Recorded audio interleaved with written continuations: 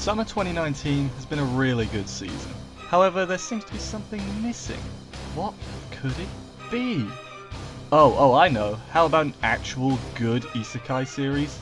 Bad Isekai isn't a new occurrence, but the fact that there isn't a single good one this season really does leave a gap in the lineup. Now, before going any further, I do want to say that if you do like any of these shows, that is completely fine. I myself enjoy some of these too. By my count, there are 4 Isekai anime this season. Refaretta, Demon Lord Retry, Do You Love Your Mum and Her 2-hit multi-target attacks, and Isekai Cheat Magician.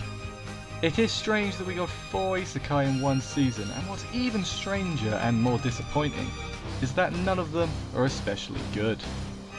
What makes them so bad though? Well, that's what we're here to find out.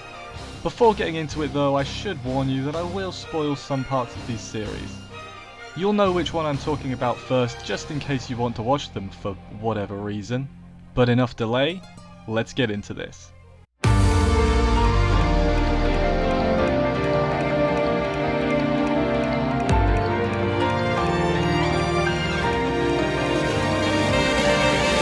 I don't even know where to start with Refaretta.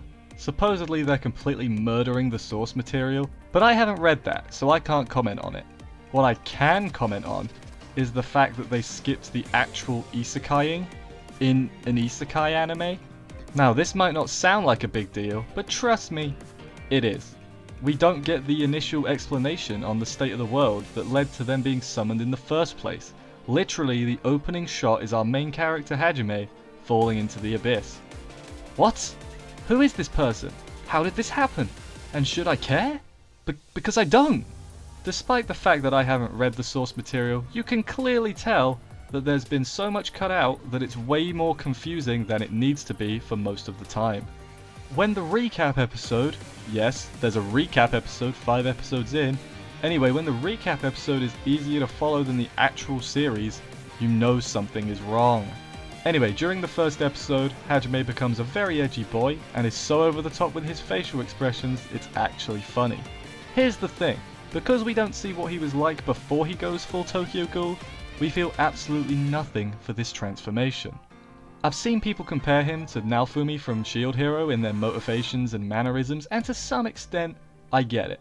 However, for Naofumi his transformation makes more sense as he was actually betrayed and shunned by nearly everybody in the kingdom, while Hajime was betrayed by one guy, but acts like everybody is out to get him now.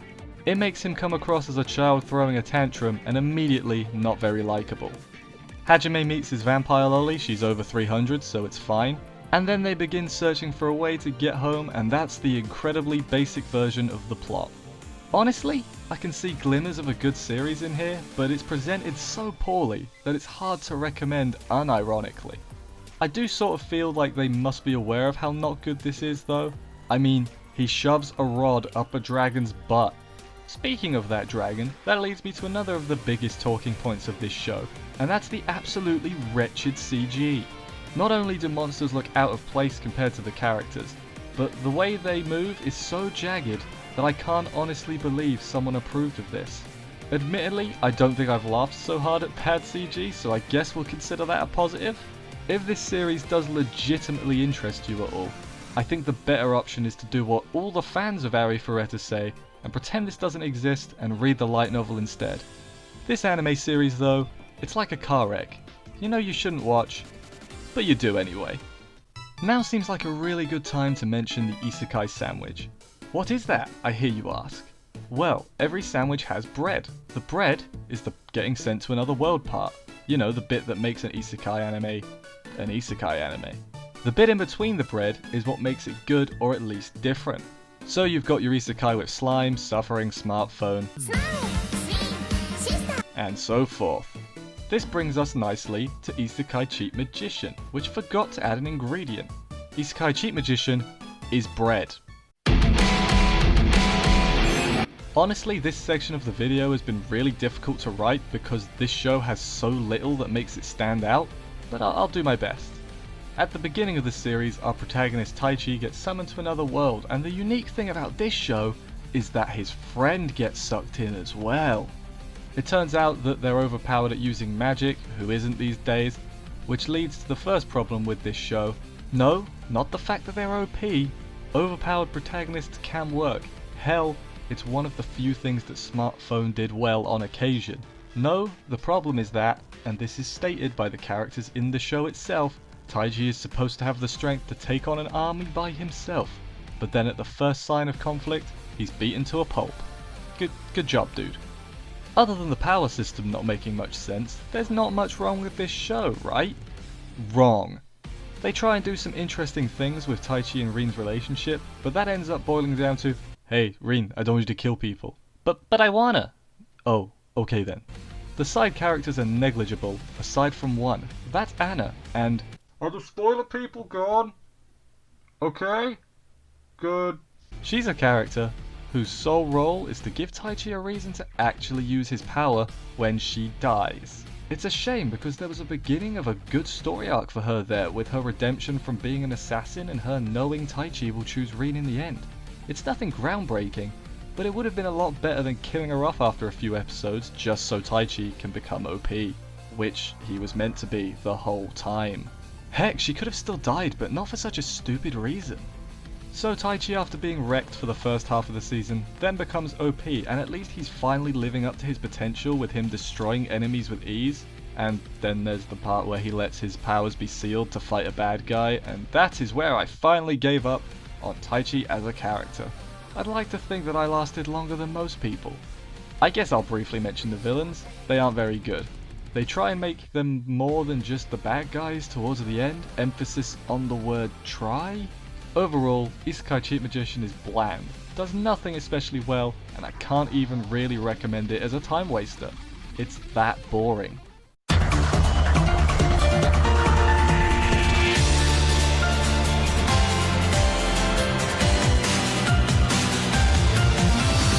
Demon Lord Retry is, at the time of recording, the best of these 4 shows according to my anime list, with a score of a whopping 6.14. So, good job, I guess? The show begins with our protagonist getting sucked into a game world as his character from that game. He then starts acting like Diablo from How Not to Summon a Demon Lord, meets Rem from ReZero, and spanks Luis from The Familiar of Zero. Yes, that is a thing that happened. The biggest problem I found with this show is that there are whole episodes where literally nothing of note happens. And not just 1 or 2 either, this seems to happen a lot. I think this show is meant to be a parody of a typical isekai similar to what Konosuba is. However, that comparison doesn't do this show any favours at all. Instead, it feels like a parody of a parody, which ultimately results in me being unsure if I should be laughing or crying. Not that this show elicits either of those responses from me. The animation is so bad it's easy to laugh at, so I guess that's funny, unintentional though it may be. One other thing to note is that a lot of characters seem to be copies of characters from other shows, either in design or personality. I mentioned a few earlier, but we've still got more. Here, we've got an angry Saber, as well as a well-endowed Megumin. This show doesn't know what it wants to be, so it lifts parts from other, more successful shows, and then proceeds to do them a lot worse. To be completely honest, I'm not even sure what Kunai's end goal is. A lot of isekai have the standard I want to go home plot, and I'm not saying they should have done that, but they should have at least made his goals clearer from the beginning instead of wasting time. On a somewhat related note, like half the episodes have bath scenes. It's not something I typically get mad at or even notice, but when it happens 4 weeks in a row, it does start to grate on your nerves as you wait for anything of meaning to happen. That is this show in a nutshell. You wait for anything to happen, and before you know it, the series is over.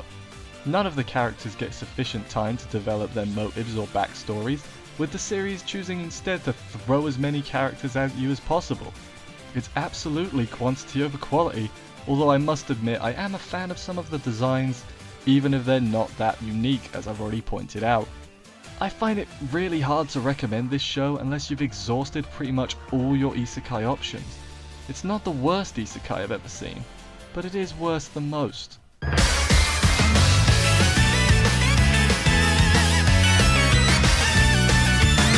Do you love your mum and her 2-hit multi-target attacks, which we will now refer to as its shortened title, Carson Online, because that is a light novel title if I've ever seen it. Look at all those words!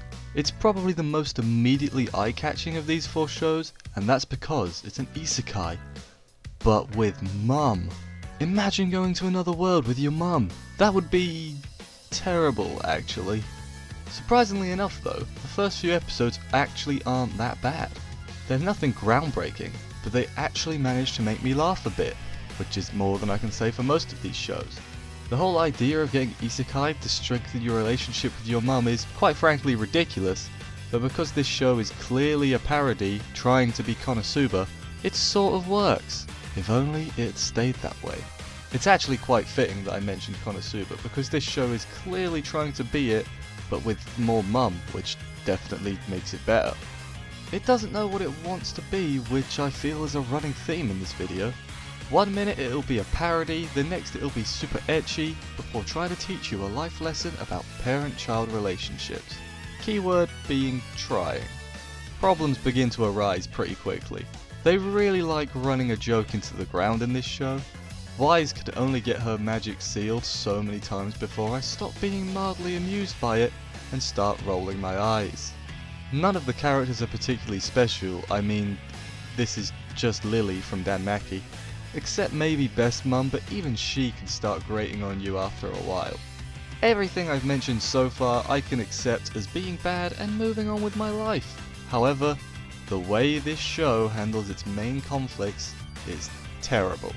So the first arc revolves around Wise and her mum. We're told that Wise's mum split up from her dad and didn't want anything to do with her because she thought having a child took away her own freedom.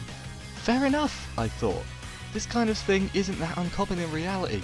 They could make this quite interesting if they handle it well. They didn't handle it well.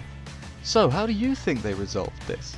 Maybe they mutually agree to stay out of each other's lives or decide to start over from scratch? Nope, apparently according to Best Mum, all parents and children have to love each other just because. Newsflash for you, some parents don't want to see their kids. It's not very nice and not an ideal thing to happen, but it does happen. And saying that children should love their parents no matter what is quite frankly ridiculous and insulting. The resolution of this arc is that because they fight a lot, that clearly means they're close enough to return home. Yes, that's exactly what that means. Medi's arc bored me, quite honestly, and suffered from similar issues. This time with her mum doing a complete 180 from being a controlling asshole to a loving parent in the space of like 2 seconds. I'm not saying that people can't change, but it was so unbelievable that it made me laugh, quite honestly. As previously mentioned, this show does a few things okay, but as a complete package it fails in so many crucial areas that it ultimately leaves a bad taste in your mouth. So that's all of them. It is a shame that none of these shows are particularly entertaining, especially considering that the fantasy shows that aren't isekai have been pretty good on the whole. Looking at the lineup for next season, the isekai should hopefully fare a bit better, although you never can be sure these days. Let's be hopeful though. Thank you everybody for watching this video. I hope you enjoyed it. If you did, consider subscribing for more videos whenever they come out. I've got a review channel where I reviewed most of these shows that I talked about in this video, so check that out if you're interested. I'll do some stuff next season as well, so that'll be good. I think of these 4 shows, my favourite is probably Refaretta. Favourite, if you can say that, just because it was so bad. It was a complete train wreck, and I couldn't look away from it. It was an enthralling experience, just how bad, how awful a show could be. It was interesting experience. Hopefully next season's better though, especially for Isekai. I think it will be, so come on, push forward and all that. I will see you in the next video, and bye guys.